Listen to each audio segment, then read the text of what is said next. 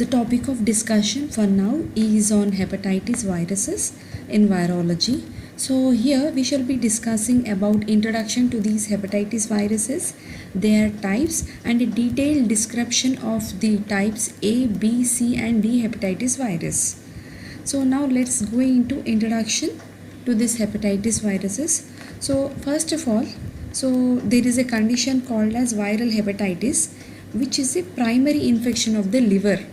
Okay, so this primary infection of the liver, that is viral hepatitis, it is caused by a heterogeneous group of hepatitis virus, that is different types of hepatitis viruses which consists of types like A, B, C, D, E and G.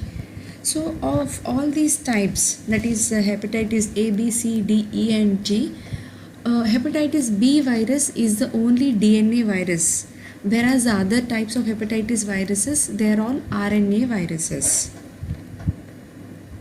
And the main important thing why all these different types of viruses they are grouped under hepatitis virus is because of their feature, that is the feature that is common to most of these is hepatotropism, that is their affinity towards liver, where they cause illnesses which can range from unapparent, that is asymptomatic, to fatal illnesses.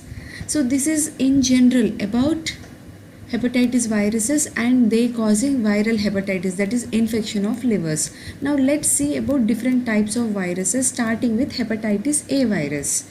So this hepatitis A virus, it causes a condition called as infectious hepatitis, which is a subacute disease which is mostly seen in children and young adults, so mostly younger generation. Okay, so here the hepatitis A virus, first it will be transmitted through oral route.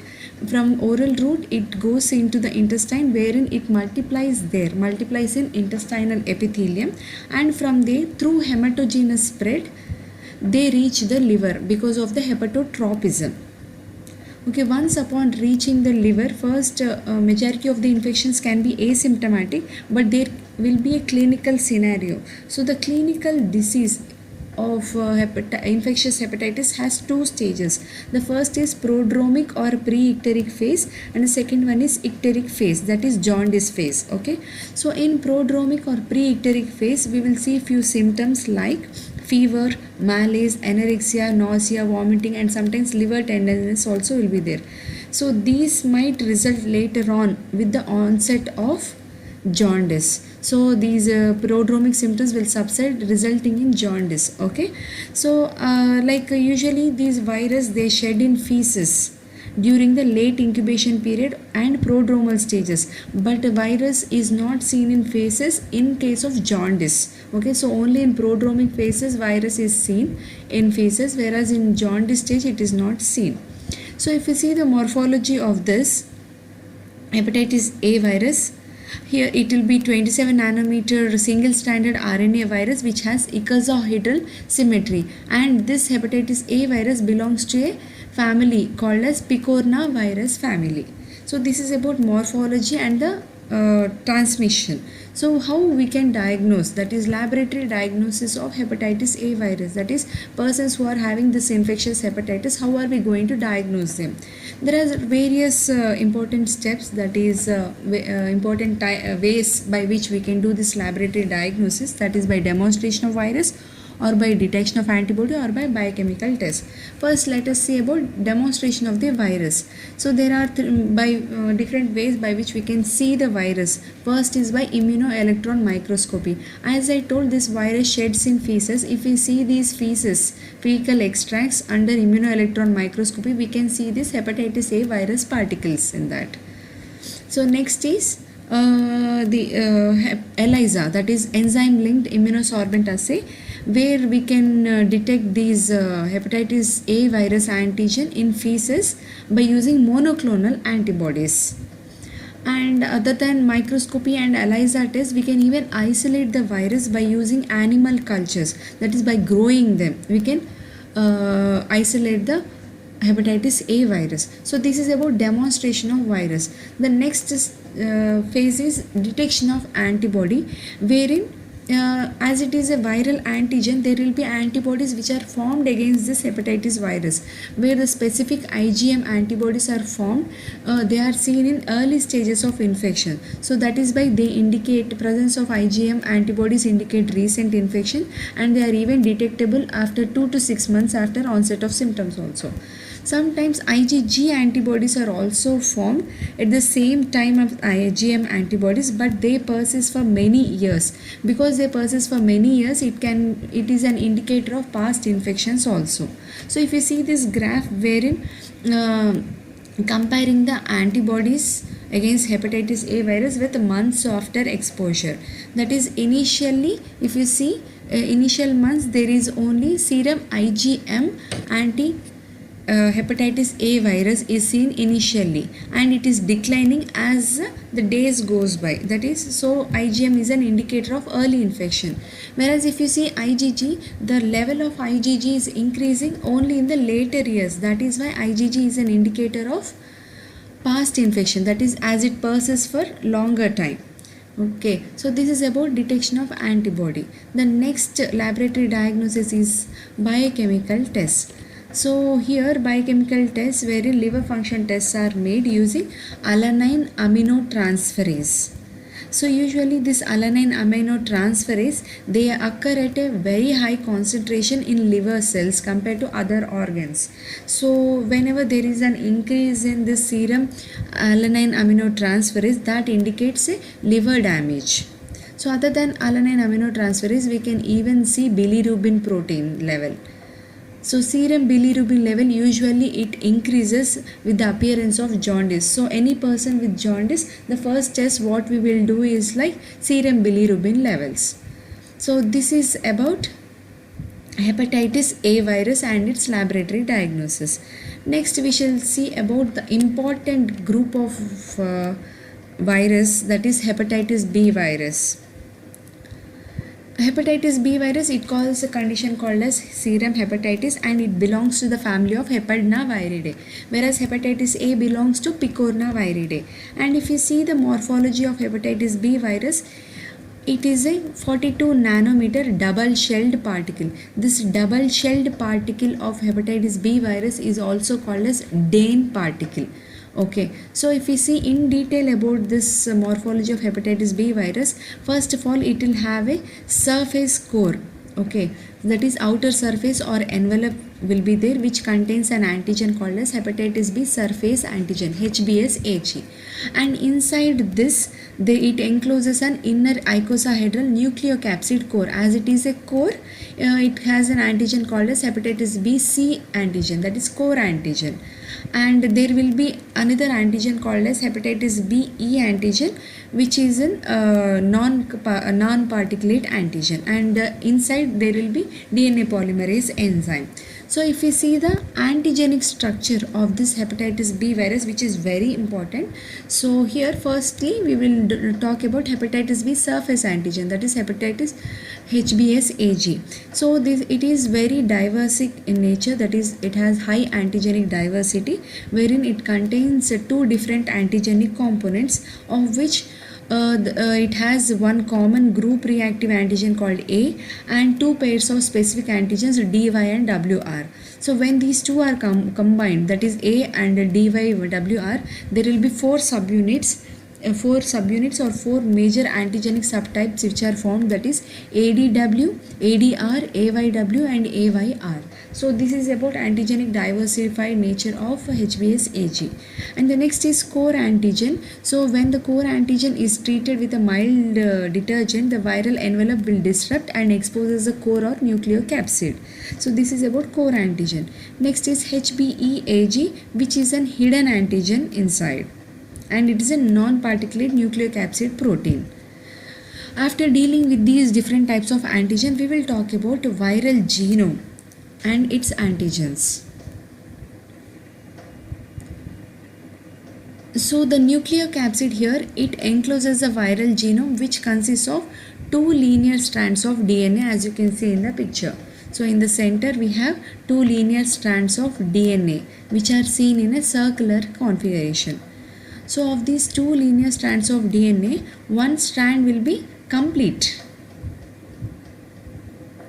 One strand will be complete and the other strand will be incomplete in nature, because of which the DNA appears to be partially double stranded or partially single stranded in nature.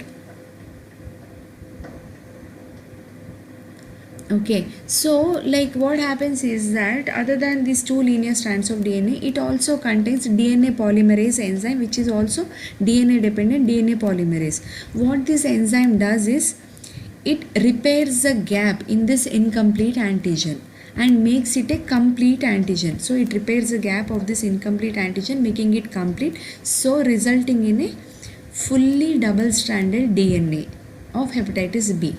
Okay, so this is about viral gene, and this genome also contains 4 overlapping genes, of which first gene is S gene, which is a surface antigen gene which contains 3 parts: major protein S, middle protein M, large protein L, which are present only in the virion. And the second gene is C gene, which is a core antigen gene which codes for HBCAG. Okay, so that upon translation this core antigen is formed from this gene. The next gene is P gene. P gene, it is largest among all the 4 genes and it codes for DNA polymerase enzyme. So this DNA polymerase makes it fully double stranded DNA. And the next gene is X gene, which codes for HBxAg, which helps in both viral and cellular genes. And the antibody which is formed against this X gene is seen in chronic hepatitis and hepatocellular carcinoma patients. So this is about antigenic structure of hepatitis B virus. Next is mode of transmission of hepatitis B virus, that is how is this transmitted from one person to other. First is by parental transmission, that is by infected blood or blood products or fluid containing hepatitis B virus. So this can happen during medical, surgical or dental procedures, where it can transfer from one person to the other through blood products. Next is perinatal transmission, which is vertical transmission by from mother to fetus, that is like an infected mother's blood may contaminate the mucous membrane of newborn during birth. So this is perinatal transmission. And the next, it can be by sexual transmission also. So if at all this hepatitis B virus, if it is present in body fluids like semen or vaginal secretions, so it can be transmitted to the other person through sexual contact. So these are the various modes of transmission of hepatitis B virus. Next is clinical features. Usually the onset will be very slow, but when it occurs it will be very severe. So that it might range from it is seen in 3 phases, that is pre-icteric phase, wherein symptoms will be like prodromal symptoms, that is malaise, weakness, myalgia, nausea and vomiting. Okay, upon pre-icteric phase, next will be icteric phase, or icteric is nothing but jaundice, right? So there will be development of jaundice, pale stools as well as dark urine, that is bilirubinuria can be seen. Next is convalescent phase, can be it is followed by convalescent phase, which is the longest phase and with mild symptoms, and it may persist for more than an year. So these are 3 phases of hepatitis B virus infection, that is serum hepatitis. Next will be laboratory diagnosis, which is very important of hepatitis B virus because it contains various antigens. So first step in laboratory diagnosis, detection of viral markers. So here as I told during morphology itself, there are different types of antigens. So for each type of antigen there will be corresponding antibodies which are formed. So depending upon the time at which antigens and antibodies formed, the diagnosis can be made. So if we see in firstly, the first antigen is HBsAg, which is a surface antigen and a specific marker. It is the first marker to appear in blood after infection. As you can see, if you compare with the months after exposure, this HBsAg is the first marker and it rises to its peak during the pre-icteric phase or the prodromal phase. So initially prodromal phases will be there, right? If you see during different months. So HBsAg is the first marker as well as it is seen as in peaks in pre-icteric phases. So next is its corresponding antibody. So antibody to HBsAg. So it appears after the disappearance of antigen. So HBsAg, and it is also a protective antibody and it persists for a very long time. Okay, so next after HBsAg or surface antigen is HBeAg. So it also appears at the same time as the surface antigen and it disappears within few weeks. And presence of HBeAg is tells that it is a highly infectious stage, and it also helps in active intrahepatic viral replication, that is virus increased viral replication in the liver. Okay, and it is a sign of adverse prognosis. And even here the antibody against HBeAg, it appears after the disappearance of its antigen. Okay, the next, and this antibody to HBeAg, it shows that the person is with little infectivity. So next in discussion is about HBcAg, core antigen, where core antigen is not detectable in serum but its antibodies can be detectable. Okay, so the antibodies against core antigen, they are seen earliest stages upon of all the antibodies, that is surface antigen and E antigen. If you see, core antigen antibody is earliest antibody to occur and it persists for a longer time, so lifelong it will stay, and that is why it indicates prior infection. And there are two different types of core antigen, that is IgM and IgG.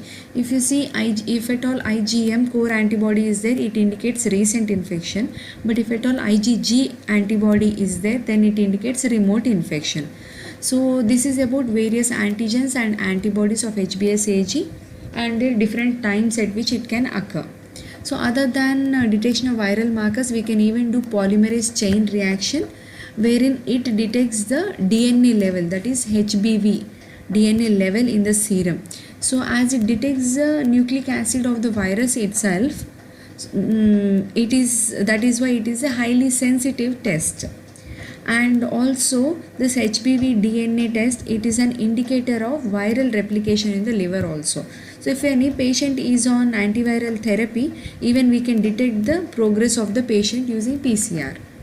Next is biochemical tests, like we have done in case of hepatitis A virus. Here also we can do few biochemical tests using transaminase as well as bilirubin levels. So elevated levels of transaminase and bilirubin levels can also tell us about jaundice and serum hepatitis.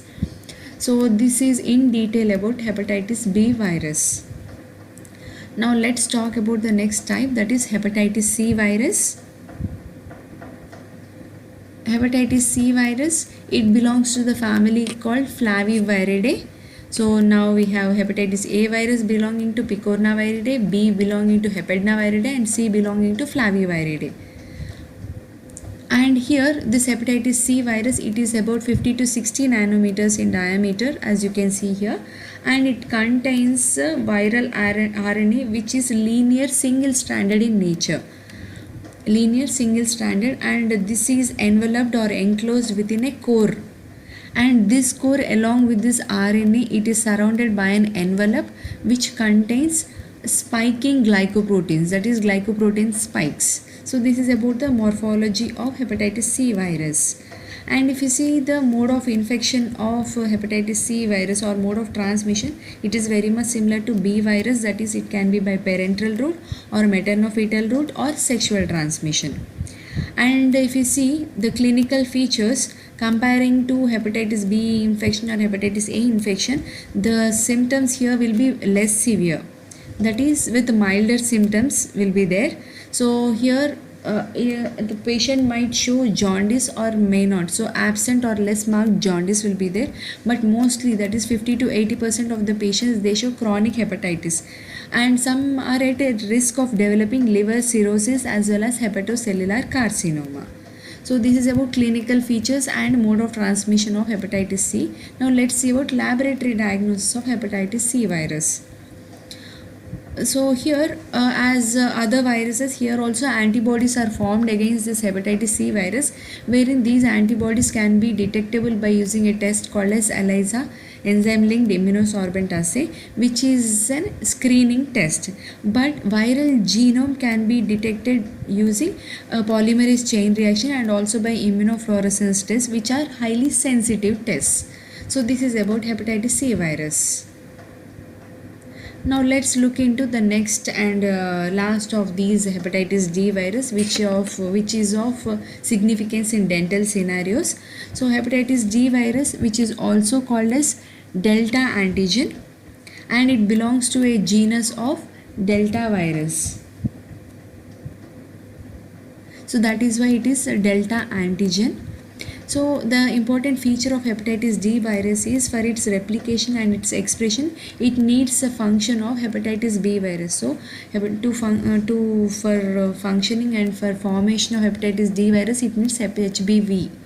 So if you see morphology of this hepatitis D virus, it has single-stranded RNA, which also has this delta antigen as a nucleoprotein within them. And if you see the surface envelope, it is formed by HBsAg, that is surface antigen of HBV virus. So as we can see, HBV is needed for the function of hepatitis D virus. So what are the various clinical features?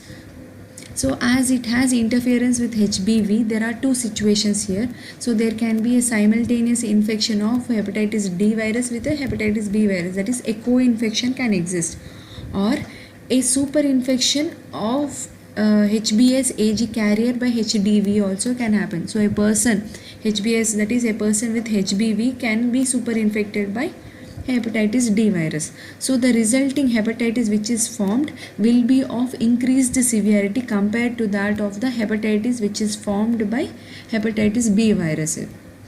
Okay, so here it will be of increased severity. So how do we diagnose, that is what is the laboratory diagnosis of hepatitis D virus? So like that of others, here also antibodies are formed against this delta antigen.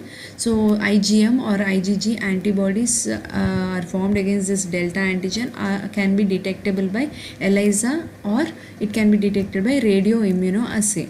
Whereas the antigen itself, that is the delta antigen itself, it is present in the nuclei of the infected cells. So those antigen can be detected using immunofluorescence reaction. So this is in detail about various types of hepatitis viruses, and we have dealt about the important types of hepatitis viruses which are seen in the dental scenarios. So here we have seen hepatitis A virus, hepatitis B, C and D virus, of which hepatitis B virus and its laboratory diagnosis is very important, because it has different types of antigens and their corresponding antibodies which are seen at different times of infection. So the time detection of particular antigen or its antibody tells us about whether it is a recent infection or a late infection, or the infection is of high infectivity or little infectivity. So that is why the laboratory diagnosis of hepatitis B virus is very important.